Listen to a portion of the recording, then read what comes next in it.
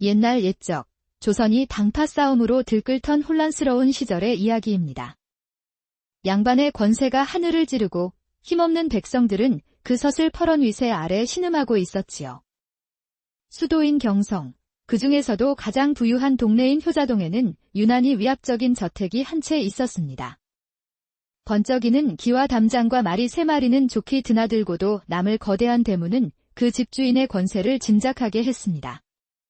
그 집의 주인은 바로 박대감이라는 자로 대대로 조정의 높은 벼슬을 지낸 명문가의 자손이었습니다. 그의 삼촌은 병조판서요, 형님은 예조판서, 심지어 증조부는 영의정까지 지냈으니 그야말로 당대 최고의 권세가였지요. 하지만 박대감은 그 막강한 권세만 믿고 온갖 악행을 저질렀습니다. 특히 지방의 이름난 부자들을 쥐잡듯 몰아세워 재산을 빼앗는 것으로 악명이 높았습니다. 경상도, 전라도, 충청도 할 것 없이 재산이 좀 있다 하는 부자들은 모두 그의 표적이 되었습니다. 박대감은 하인들을 시켜 지방 부자들에게 짧은 쪽지를 보냈습니다.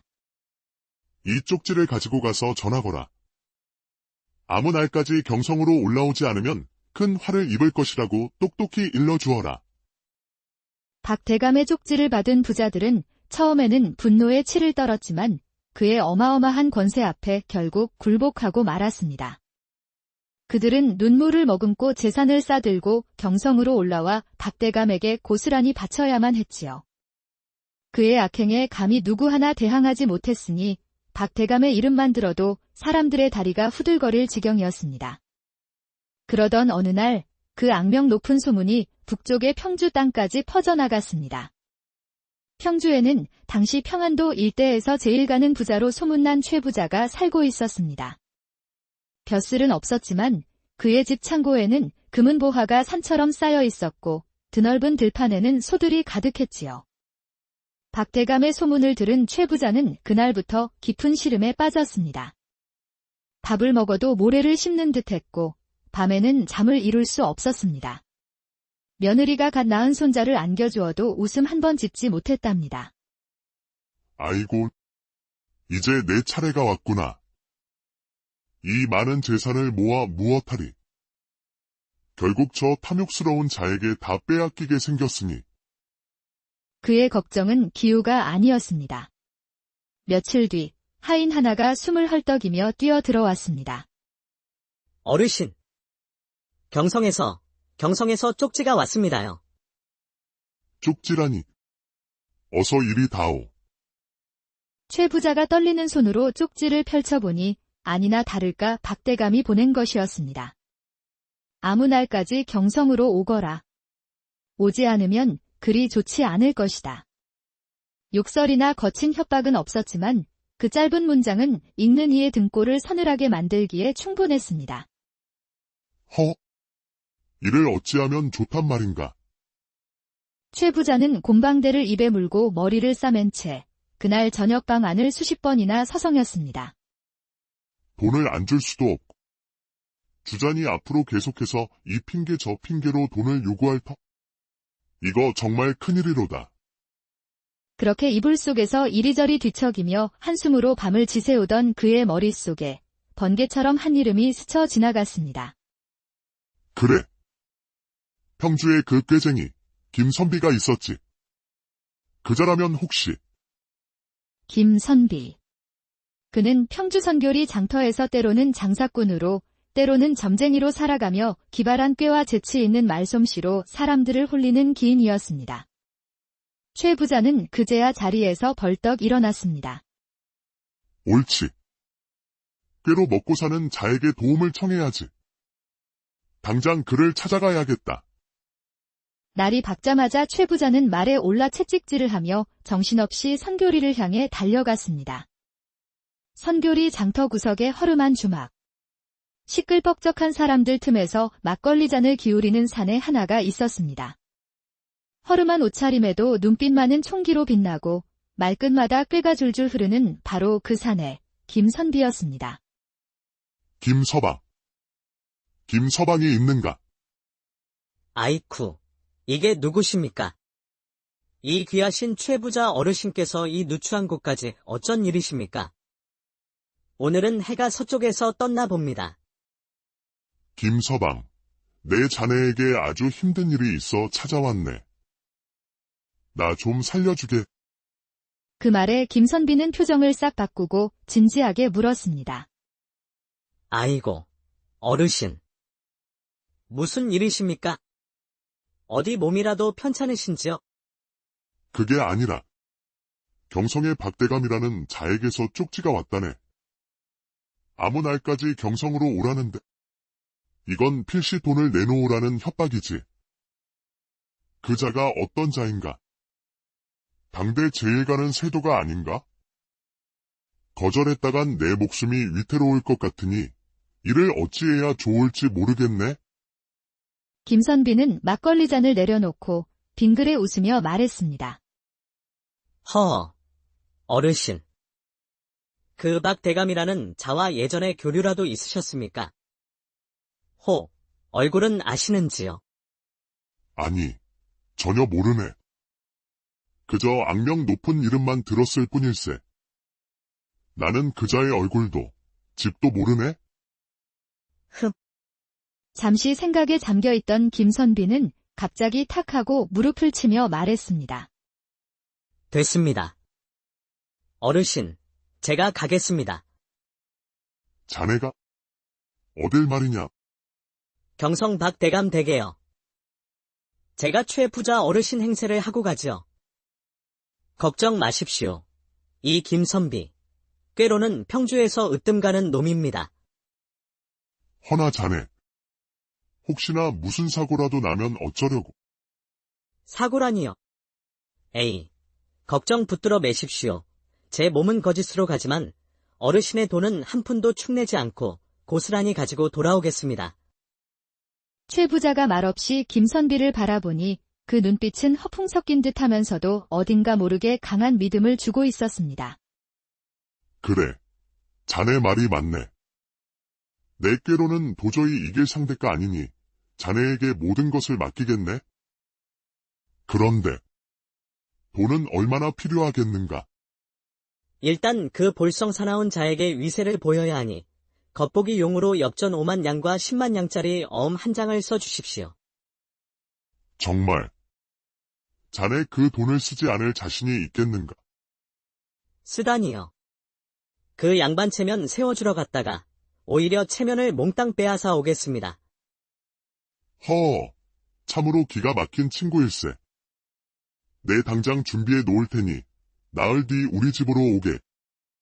여비로 넉넉히 더 얹어주겠네? 네. 어르신. 준비되는 대로 경성 땅을 한번 제대로 흔들어보고 오겠나이다. 그로부터 나흘 뒤 맑게 갠 가을 아침. 평주 최 부자의 저택 앞은 구경 나온 사람들로 인산인해를 이루었습니다. 소 5마리에 각각 돈자루가 5짐씩 실렸고 그 위에는 붉은 천을 덮고 황금빛 끈으로 동여맨 돈보따리 행렬이 길게 이어졌습니다. 그 행렬의 맨 앞에는 말 한 필에 의젓하게 앉아 도포자락을 펄럭이는 사내가 있었습니다. 가슴 깊이 눌렀었고 표정은 근엄했지만 그 눈매만큼은 여전히 장난기 어린 웃음을 담고 있었지요. 바로 김선비가 평주 제1의 거부 최부자 행세를 하고 경성으로 향하는 길이었습니다. 김선비가 경성에 간다더라. 박대감을 혼내주러 간다지 않나. 골목마다, 장터마다 사람들의 수군거리는 소리가 파도처럼 퍼져나갔습니다. 그 행렬은 며칠 밤낮을 달려 마침내 경성 효자동 입구에 닿았습니다. 김선비는 박대감의 대문 앞에 당도하자 말에서 내려 위험 있는 목소리로 외쳤습니다. 여기가 박대감 댁이 맞느냐? 평주에서 온 최부자라 전하여라. 그 우렁찬 소리에 대문을 지키던 하인이 놀라 허둥지둥 안으로 뛰어들어갔고 곧 하인들이 우르르 몰려 나왔습니다. 평주 최부자 어르신이십니까? 그렇다. 약속한 날짜에 맞춰 왔소이다. 김선비는 기다란 수염을 쓰다듬으며 당당하게 말했습니다. 짐이 많으니 대청을 비우시오. 내 사람들로 하여금 보따리를 옮기게 하리다. 그리하여 붉은 천에 쌓인 거대한 돈 자루들이 박대감의 대청마루에 줄줄이 옮겨졌습니다. 하인들은 휘둥그레진 눈으로 그 광경을 바라보았고 이윽고 박대감이 위풍당당하게 모습을 드러냈습니다. 이야, 평주의 최부자 양반이 드디어 오셨군. 허허, 이리 가까이 오시게. 생각보다 일찍 당도하셨구려. 김선비는 아무것도 모른다는 듯 공손히 인사를 올렸습니다. 박대감께서 부르시는데 어찌 감히 늦게 올 수 있겠습니까?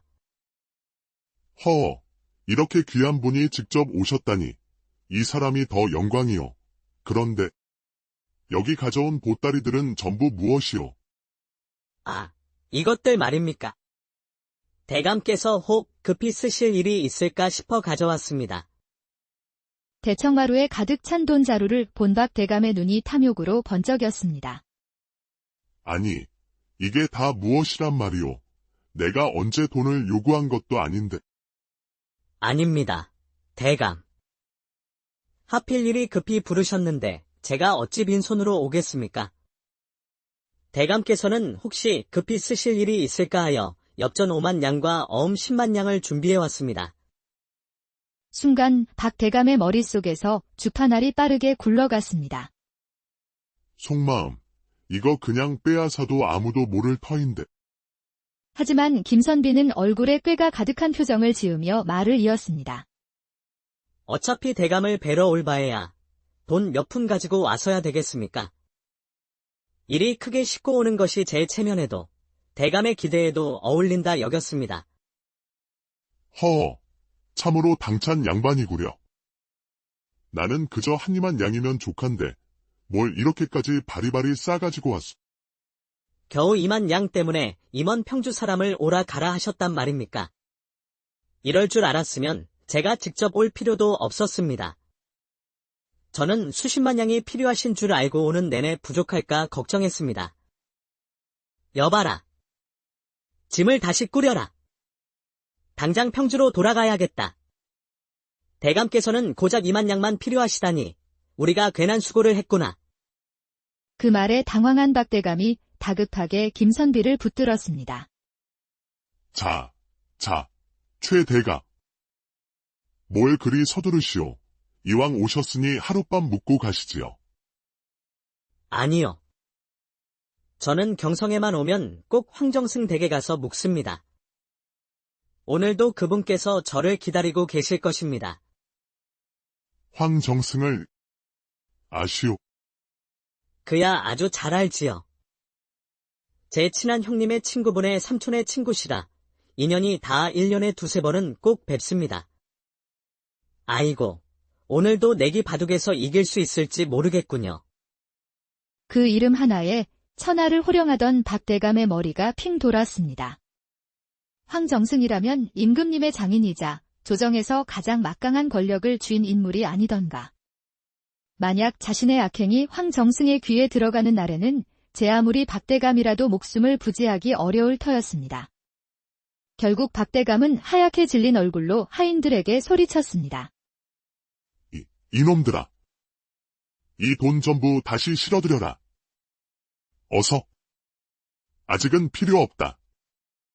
하인들은 어리둥절한 표정으로 돈자루를 다시 소에 실었고 김선비는 유유히 말 위에 올라탔습니다. 대감, 다음에 꼭 필요하실 때 다시 부르시지요. 그때는 필요하신 액수를 미리 꼭 알려주시고요. 그렇게 하십시다. 그렇게 유유히 박대감의 집을 빠져나온 김선비는 효자동 골목을 지나며 혼잣말을 했습니다. 에이, 나는 황정승 댁이 어디 있는지도 모르는데. 그 양반, 제 체면 때문에 돈도 못 받고 기만 죽었구먼. 소 5마리, 돈 실은 자루 5개, 김선비는 기세등등하게 다시 평주를 향했습니다. 며칠 후, 평주. 멀리서 소 5마리가 줄지어 오는 행렬이 보였습니다. 그 앞에서 말 위에 앉아 방긋 웃는 사람은 바로 김선비였지요. 에헤라디야. 이 맛에 세상 살지. 남은 것은 돈이요. 손해본 것은 체면이니. 이보다 더 이로운 장사가 또 어디 있겠는가. 최부자 댁에서는 하인들이 그 모습을 보고 경악하며 달려 들어왔습니다. 대감 나으리. 김선비가 가져간 돈을 그대로 싣고 돌아옵니다요. 뭐라? 돈을 전부 가지고 돌아왔다고. 최 부자가 벌떡 일어나 달려나가자 김선비가 말에서 내려 공손히 인사했습니다. 어르신, 말씀드린 대로 한 푼도 쓰지 않고 다 가지고 돌아왔습니다. 그 양반, 제 말 한마디에 놀라도는 만져보지도 못하고 체면만 구겼지요. 도대체 어떻게 이런 일이 가능했단 말인가? 간단합니다. 박대감은 자기 체면이 전부인 사람입니다. 제가 황정승 댁에 묻겠다고 한마디 던지자 벌벌 떨며 돈을 다시 실어 보내더이다. 최 부자는 감탄을 금치 못했습니다. 자네는 진정 조선 최고의 꾀쟁이일세. 내 자네 덕분에 재산도 지키고 근심도 덜었네. 사람이 돈이 없으면 죽고 체면만 있으면 굶고